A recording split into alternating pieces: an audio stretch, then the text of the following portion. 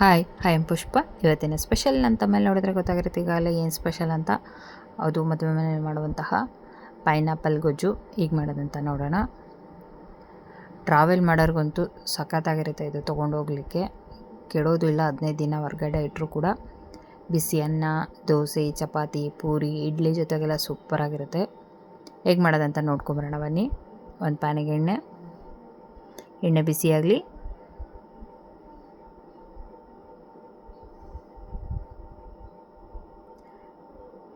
ಒಂದು 1/4 ಸ್ಪೂನಷ್ಟು ಮೆಂತ್ಯ ಕಾಳು ಫ್ರೈ ಮಾಡ್ಕೊಳ್ಳೋಣ.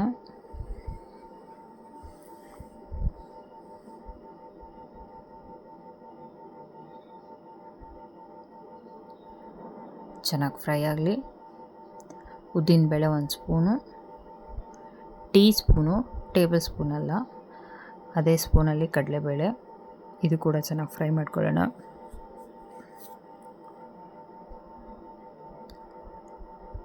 ಬ್ಯಾಡಗಿ ಮೆಣಸಿನ್ಕಾಯಿ ಗುಂಟೂರು 2 ಹಾಕೋತಿದ್ದೀನಿ, ಖಾರಕ್ಕೆ ಕಲರಿಗೆ ಫ್ರೈ ಮಾಡ್ಕೊಳ್ಳೋಣ. ಮೆಣಸಿನ್ಕಾಯಿ ಎಲ್ಲ ಚೆನ್ನಾಗಿ ಫ್ರೈ ಆಗಲಿ.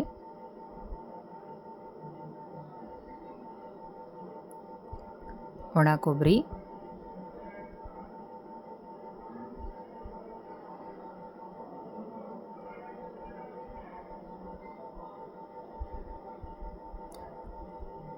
ಕರಿಬೇವಿನ ಸೊಪ್ಪು, ಅರಿಶಿನ, ಬಿಳಿ ಎಳ್ಳು,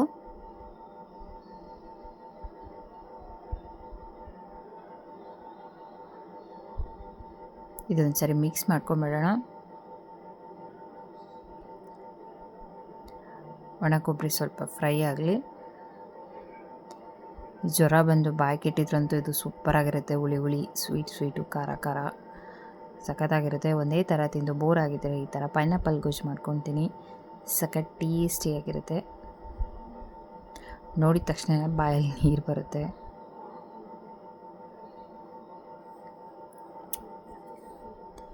ಇದು ಫ್ರೈ ಆಗಿದೆ. ಇದು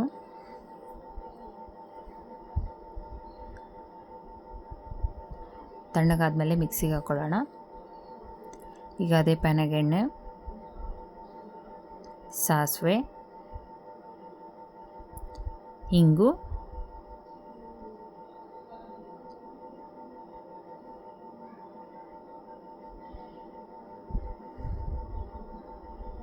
ಜೀರಿಗೆ,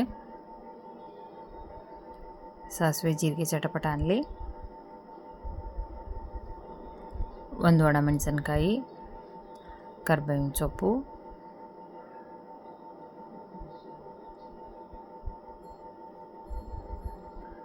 ಹೆಚ್ಚಿರುವಂಥ ಪೈನಾಪಲ್.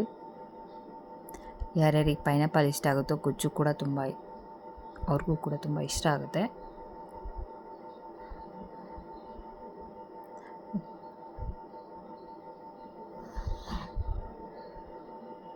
ಬೆಲ್ಲ ಹಾಕೋತಿದ್ದೀನಿ,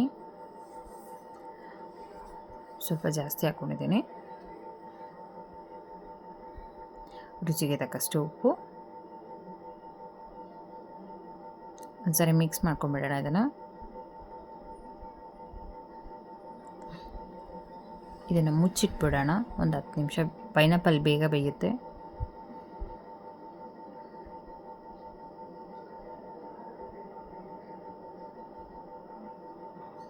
ಒಂದ್ಸರಿ ಕೈ ಆಡಿಸ್ಕೊಂಬಿಡೋಣ. ನೋಡಿ, ಪೈನಾಪಲ್ ಬೆಂದಿದೆ.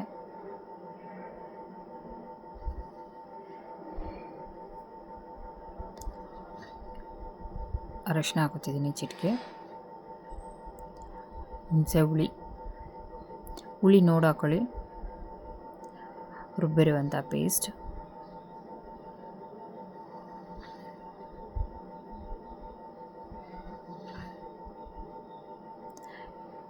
ಗ್ರೇವಿಗೆ ನೀರು ಎಷ್ಟು ಬೇಕೋ ಅಷ್ಟು ಹಾಕ್ಕೊಳ್ಳಿ ನೀವು. ಚೆನ್ನಾಗಿ ಮಿಕ್ಸ್ ಮಾಡ್ಕೊಂಬಿಡೋಣ ಇದನ್ನು.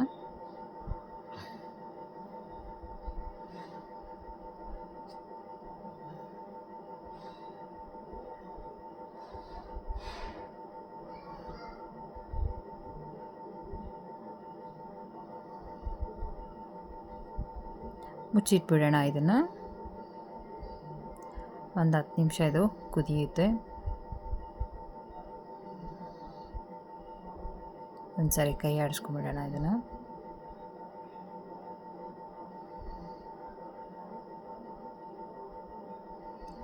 ನೋಡಿ ಕುದೀತಾ ಇದೆ ಇದು.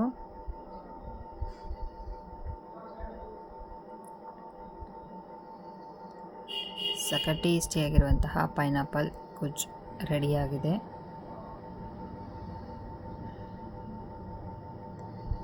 ಯಾರಿಗೆಲ್ಲ ಪೈನಾಪಲ್ ಗೊಜ್ಜು ಇಷ್ಟ ಆಗುತ್ತೆ ಅಂತ ಕಮೆಂಟ್ ಮಾಡಿ ತಿಳಿಸಿ ನನಗೆ. ವಿಡಿಯೋ ನೋಡಿದವರೆಲ್ಲ ಲೈಕ್ ಮಾಡ್ತಿಲ್ಲ, ಲೈಕ್ ಮಾಡಿ ಪ್ಲೀಸ್, ಕಮೆಂಟ್ ಮಾಡಿ, ಸಬ್ಸ್ಕ್ರೈಬ್ ಮಾಡ್ಕೊಳ್ಳಿ. ಫ್ರೆಂಡ್ಸ್, ಈ ವಿಡಿಯೋ ಇಷ್ಟ ಆಗಿದ್ದಲ್ಲಿ ಲೈಕ್ ಮಾಡಿ, ಕಮೆಂಟ್ ಮಾಡಿ, ನಿಮ್ಮ ಫ್ರೆಂಡ್ಸ್ ಆ್ಯಂಡ್ ಫ್ಯಾಮಿಲಿಗೆ ಶೇರ್ ಮಾಡಿ. ನನ್ನ ಚಾನಲ್ನ ಸಬ್ಸ್ಕ್ರೈಬ್ ಮಾಡ್ಕೊಳ್ಳೋದು ಮರಿಬೇಡಿ. ವಿಡಿಯೋ ಇಷ್ಟ ಆಗಿದ್ದಲ್ಲಿ ಒಂದು ಲೈಕ್ ಕಮೆಂಟ್ ಕೊಡೋದು ಮಾತ್ರ ಮರಿಬೇಡಿ. Thank you for watching the video.